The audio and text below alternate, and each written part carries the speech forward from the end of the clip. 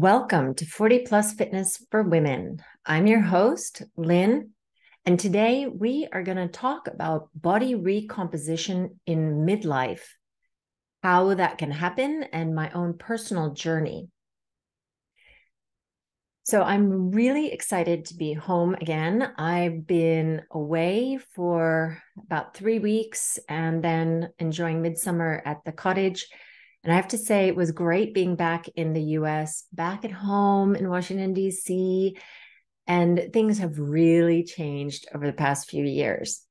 It was amazing also to see all the people at my 30th college reunion, some of whom I haven't seen in, they were last at the 10th year reunion, so 20 years.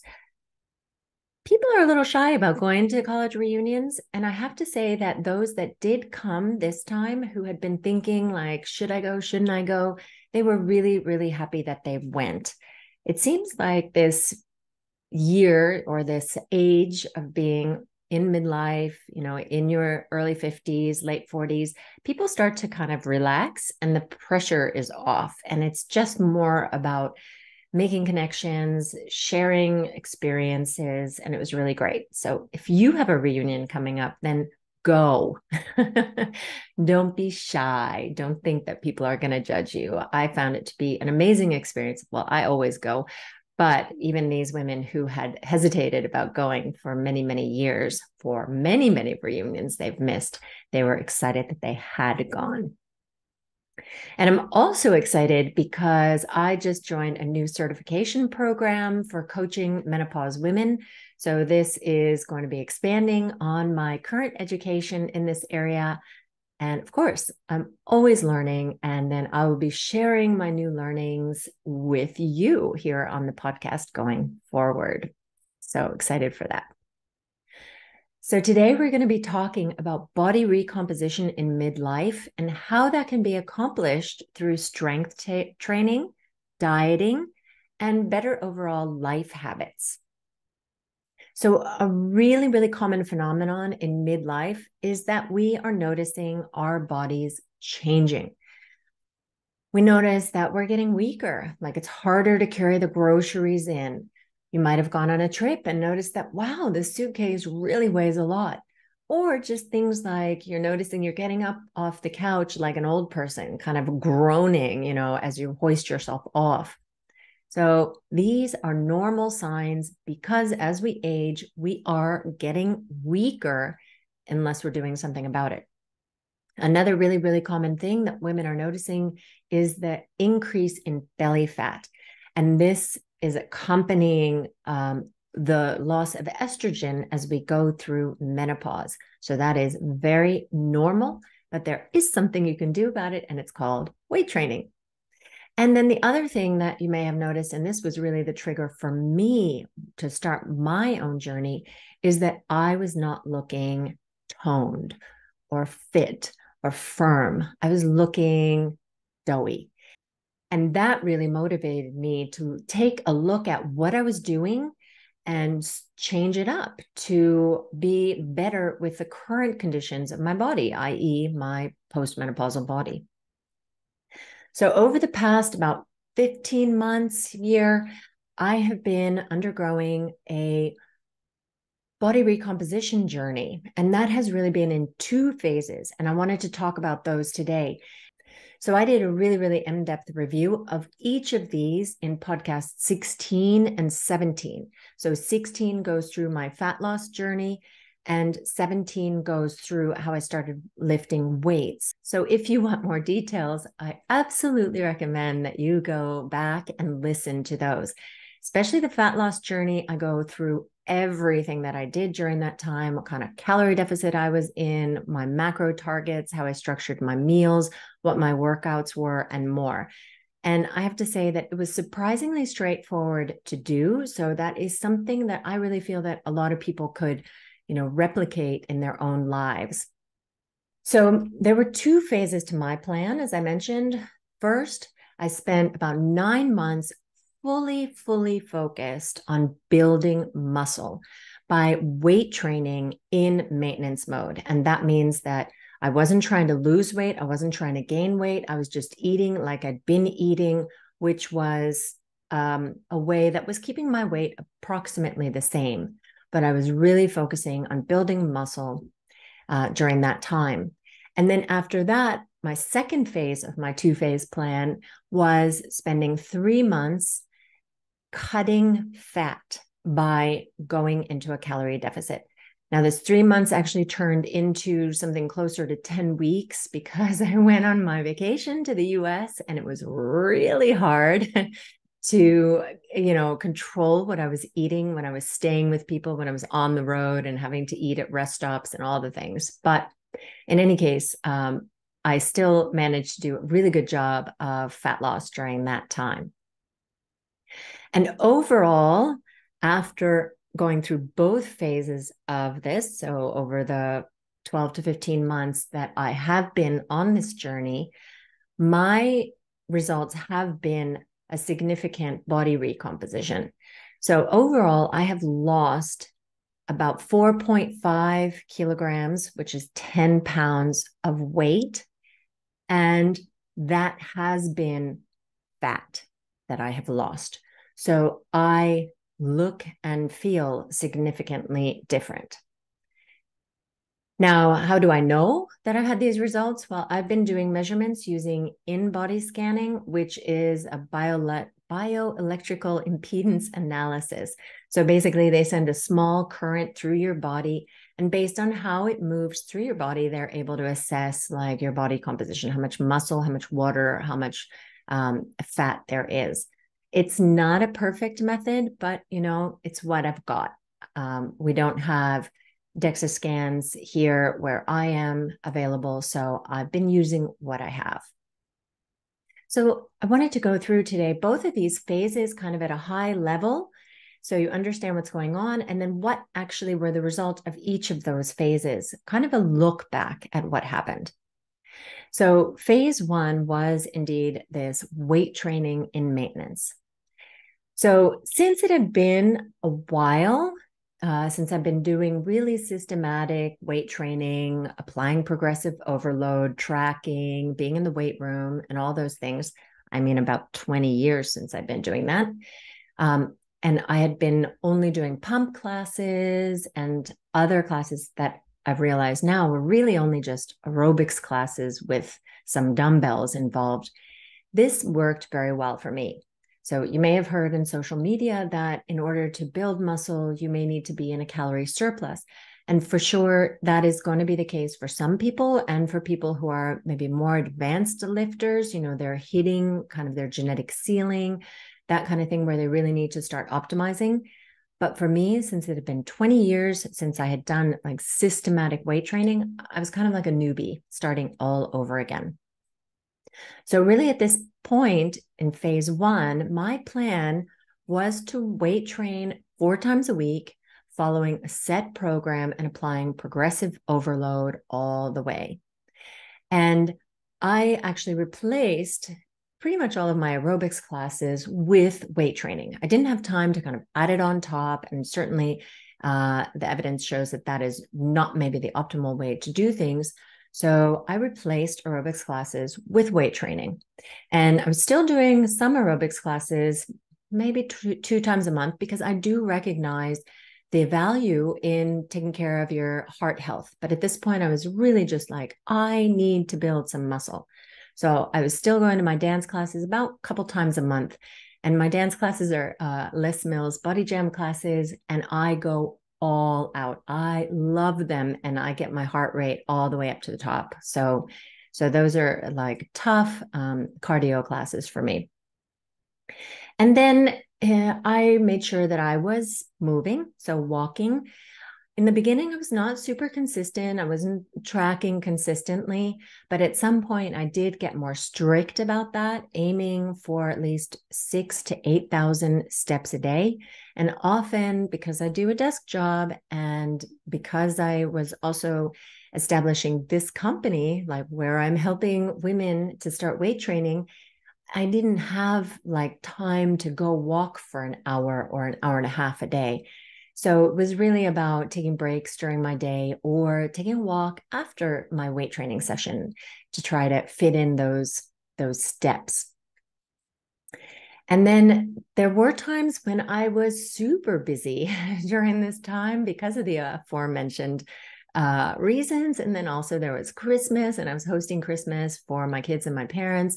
And so sometimes I did modify so that I was weight training only 3 days a week and doing even fewer steps.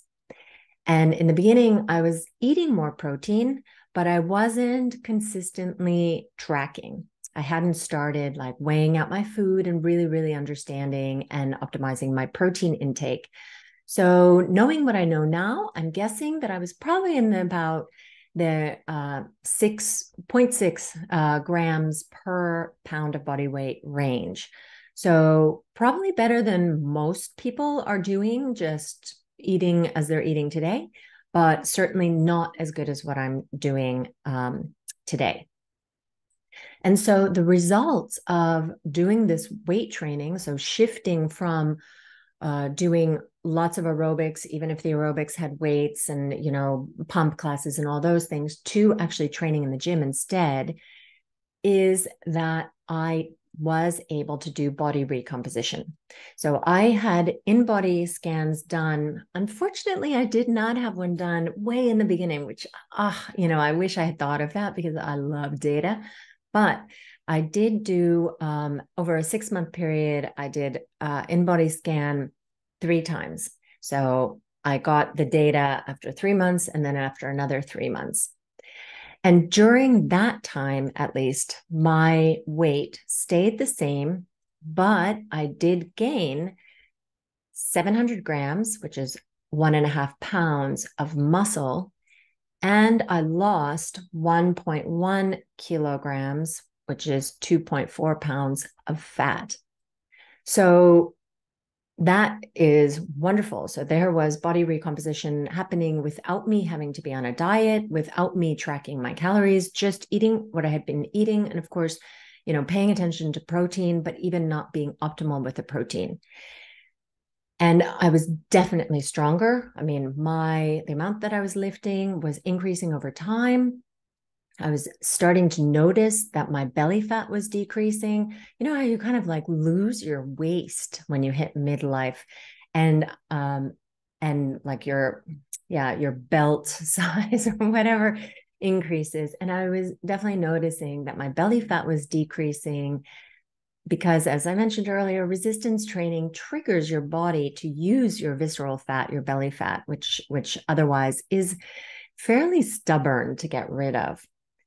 But the thing is that I wasn't really seeing the muscle. I wasn't like looking so toned because I still was carrying extra fat. Even though I had lost some, I really wanted to have my muscles showing better, which is what I was used to, like from my life and from when I was younger. So that is why I went into phase 2, which was a fat reduction phase.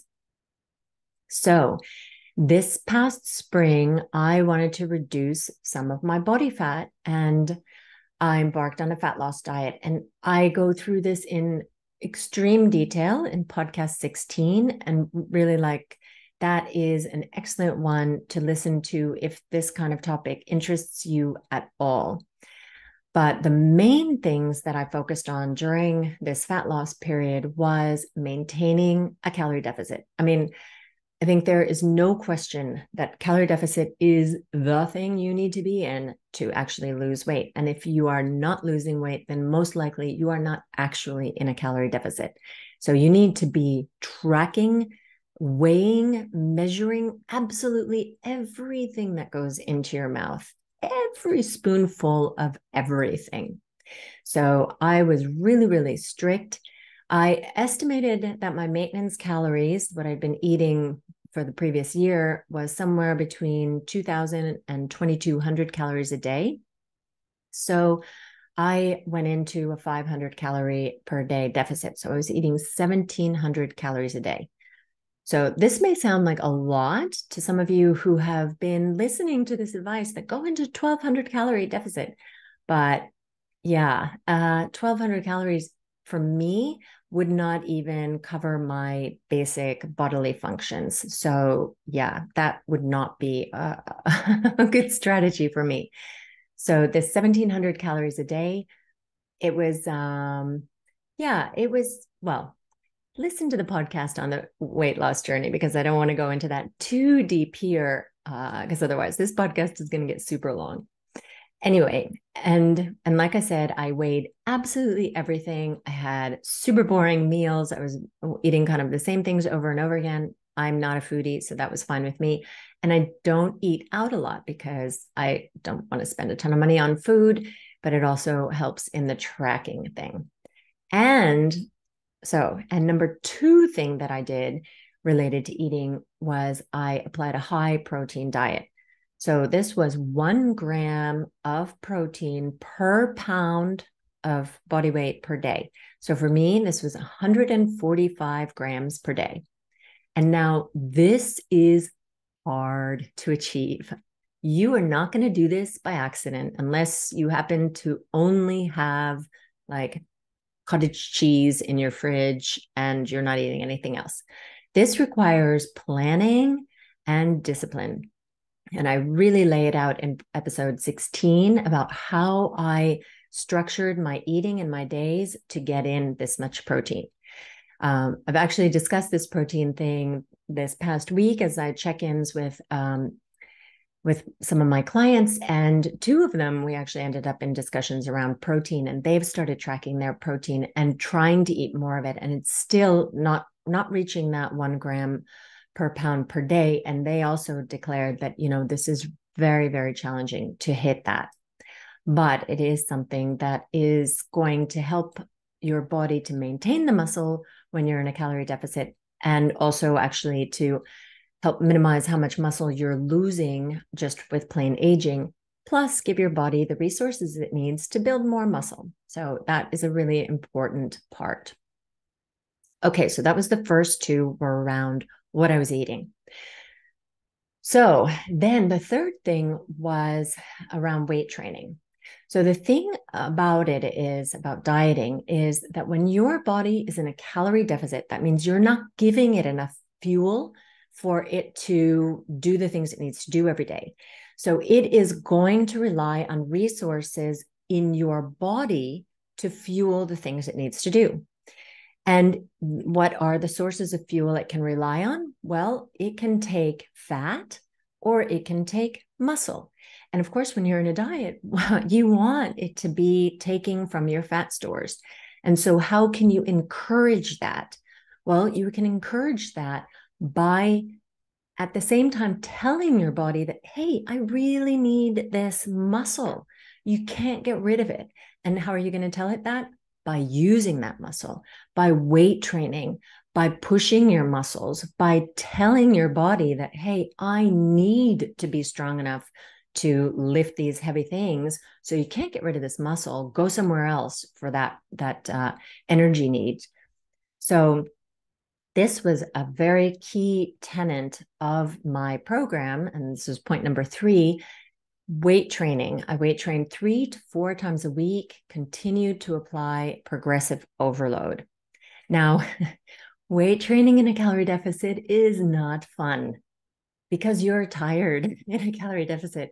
So I had like no energy. I made minimal progress as far as actually progressing in my lifts. I mean, if I got 1 rep more in a particular session, then that was like good progress for me. So it really was not fun. It is way better when you're getting sufficient fuel. And this actually, just as an aside, for those of you who may be like in a constant state of dieting, like don't do that to yourself, right? Just diet for a set period of time and then get back to eating and training, because doing life when you're in a calorie deficit is just not fun. I noticed that for sure. And if you're not weight training when you are in a diet, it has been estimated that you will lose 25 to 30% of the weight that you lose in the diet from your muscle. Now, that is a lot of the weight coming from your muscle. So, as much as you can, save your muscle, spare your muscle during your diet, that's what you want to do. And that's what the weight training will help with. So, that was number 3. And now number 4 was to maintain my non-exercise activity thermogenesis. And I actually did a podcast episode on NEAT as well. So if you are not sure what that is, it was podcast number 7, which is about total daily energy expenditure. So basically, when you're in a calorie deficit, in addition to your body trying to find sources of energy by, using your fat or your muscle stores to fuel what you're doing, it also tries to save energy. And it saves this energy by decreasing your just movement, your daily movement. So you'll fidget less, you'll sit more still, you won't talk with your hands. And this is something that I really, really noticed happening to me. I would sit down at my desk in the morning to start my workday, and I was like a bump on a log.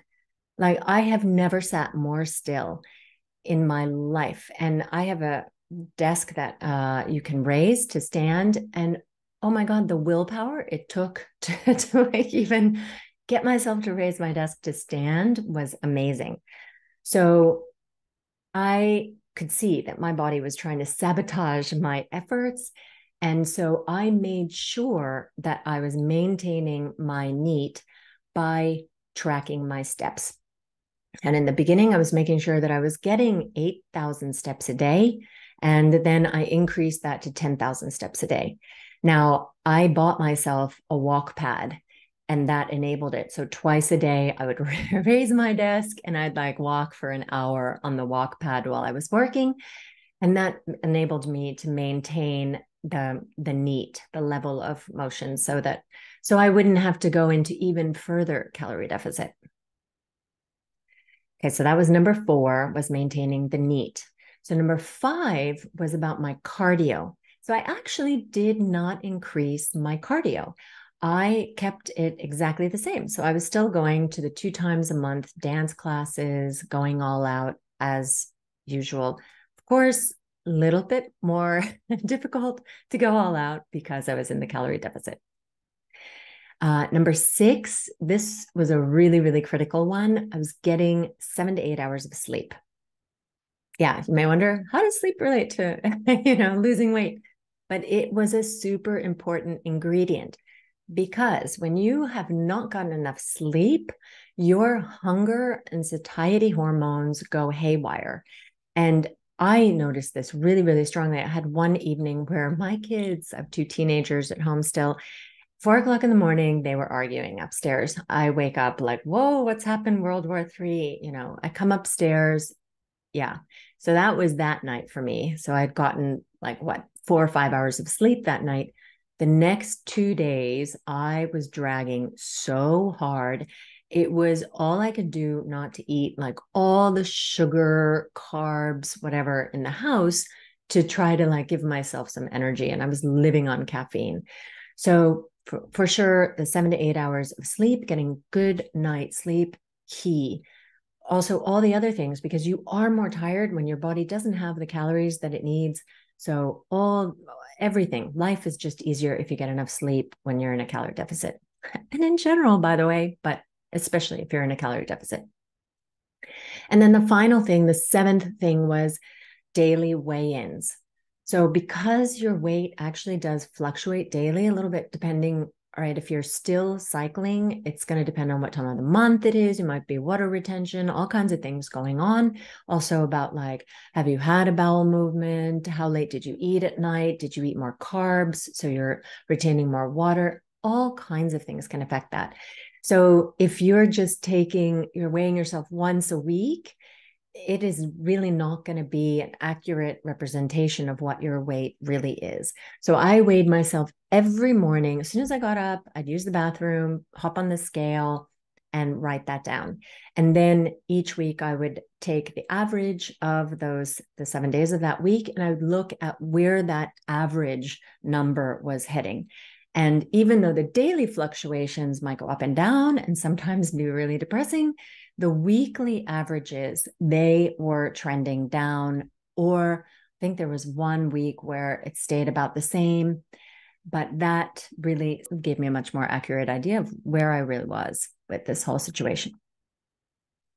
Okay, so that was like a quick synopsis of phase 1 and phase 2 and the main things I was doing in each of those phases. And now, drum roll, please, the results. So this is a lot of numbers, and I'm thinking that maybe I need to post these somewhere if somebody is actually interested in seeing them like on paper, because I know I have a hard time if somebody talks numbers at me. All right, so and these numbers are based on InBody scans. So I had an InBody scan done before I started,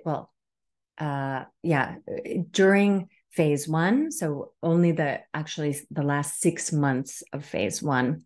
So this is the last 6 months of phase 1, what happened. And then in phase 2, I had taken an InBody scan right before I started it, and then 10 weeks in.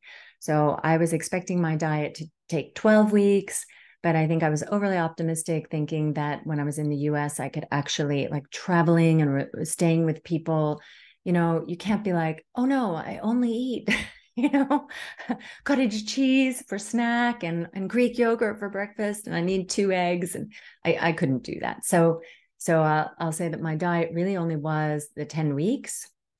And that's when I took the InBody measurement. But actually, I have lost a little bit of weight still after that. But because I learned good habits about how to choose foods and all that from doing all the tracking that I did. But in any case, so in phase 1, which was my muscle building phase, so the last 6 months of phase 1, I lost very little weight. So 100 grams of weight. So that's 0.22 pounds. So really, like, insignificant, could be due to this kind of daily fluctuation kind of thing. But what I believe in more is like the muscle and the fat change, because that's not going to, be affected so much by, like, did you have more salt yesterday? And are you a little bit more dehydrated today than yesterday? So muscle change during the last 6 months of my muscle building phase was that I gained 1.5 pounds of muscle. So that's 700 grams of muscle. And I lost 2.4 pounds of fat. So that's 1.1 kilogram of fat. So that, I think, is a really nice exchange of fat for muscle going on in maintenance mode by weight training, and not even being optimal with my protein intake. So that should hopefully be very encouraging for anybody who gets started weight training. It's not speedy Zoom results, but this is a lifestyle change, right? You're not actually weight training for some sort of quick transformation. You're weight training for your long-term health and health span.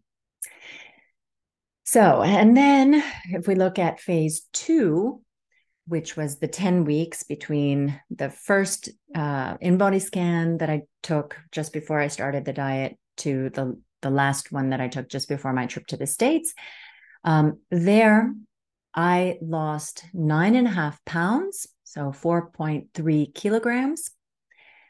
I lost 7.5 pounds of fat, so 3.4 kilograms of fat.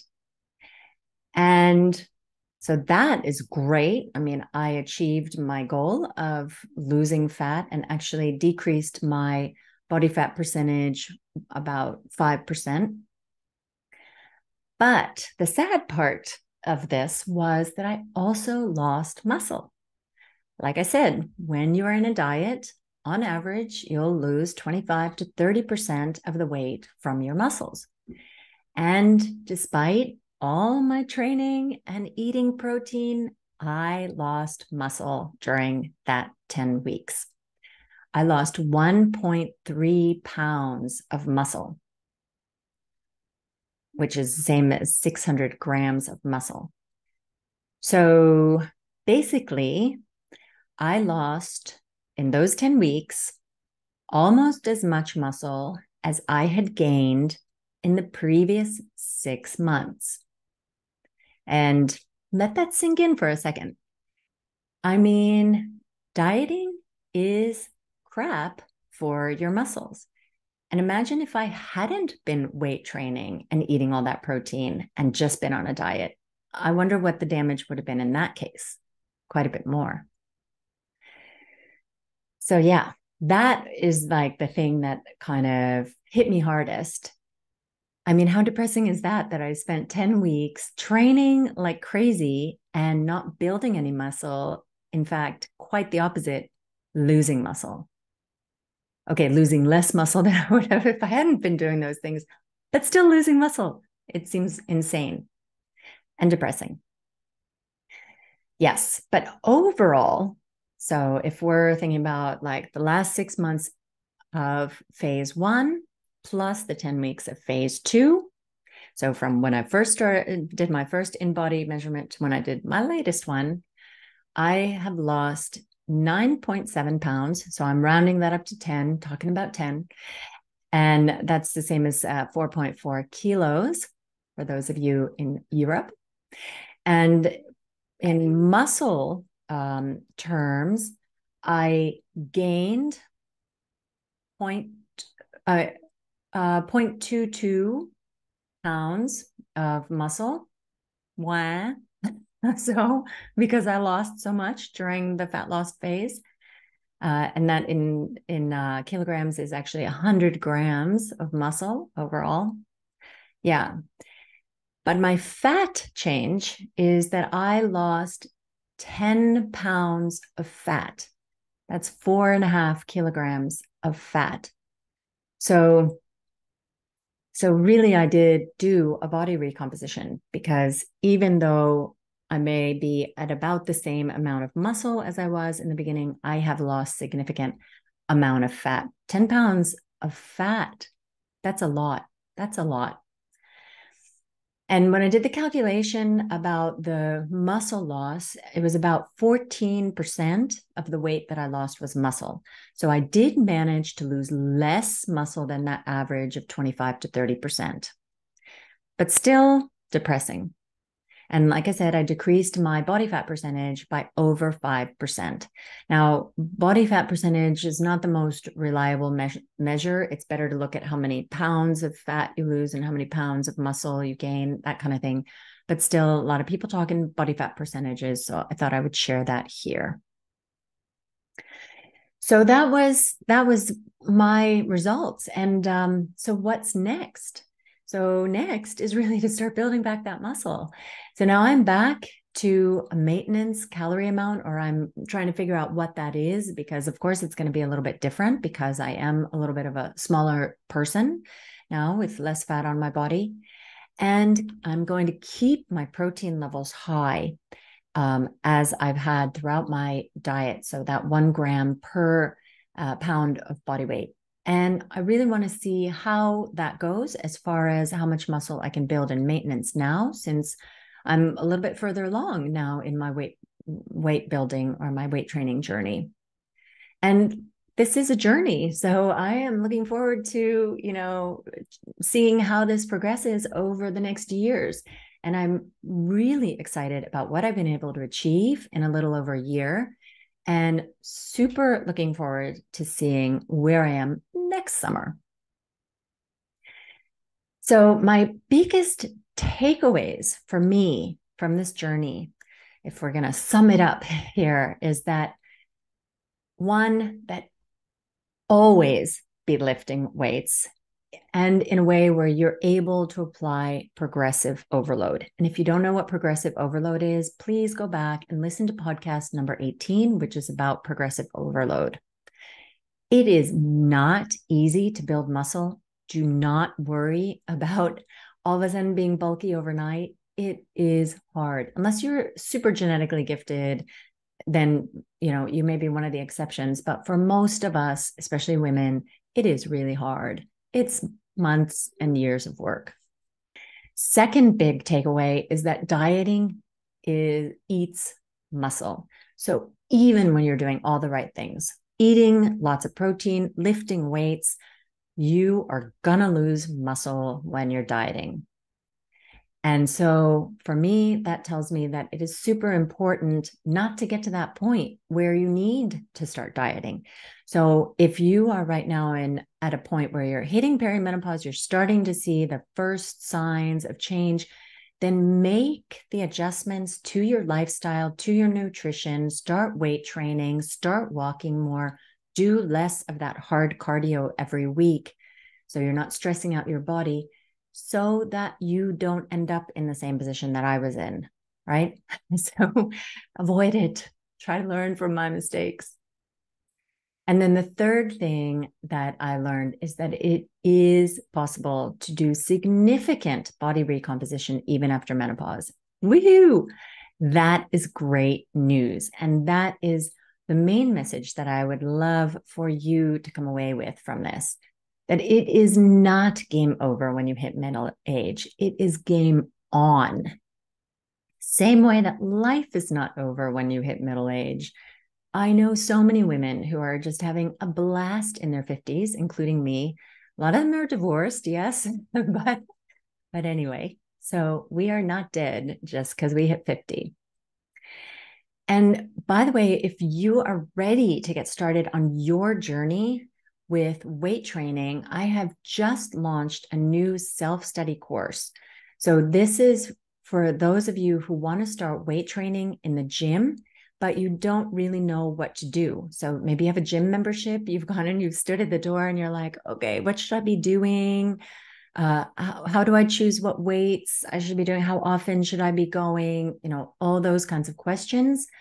I now have a self-study course where you can learn to lift at the gym on your own.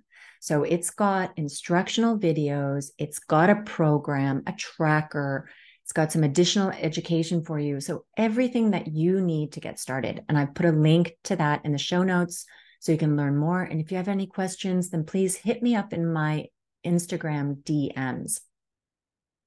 And then the second way that you could get started is this group program that I've been talking about in my previous episodes. So I've gotten a good amount of interest in the group program. So I am planning to launch it this fall, most likely September, mid-September, when people, kids are back in school and you can get started with your new routines. So please, if you are at all interested in this, go sign up for the waitlist. It does not obligate you for anything, but it will let me know, who's interested so I can keep you updated as it gets closer. And I'm also planning something special for the first people who sign up, either some kind of a discount or some kind of an extra thing like one-on-one coaching with me or something like this for the first people to sign up. So, and the first people to sign up will be the people who are on the wait list because you will find out about it before the rest of the world. So that link is also in the show notes.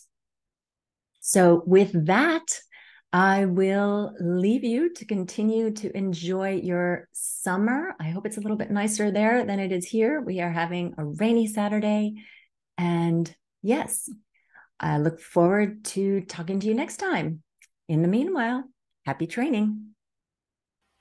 Thank you so much for listening to this episode of 40 Plus Fitness for Women. If you're enjoying the podcast and want to show your appreciation, please hit the subscribe button. That helps me to reach more listeners because it signals to the podcast algorithm gods that this is a good show. Talk to you next week.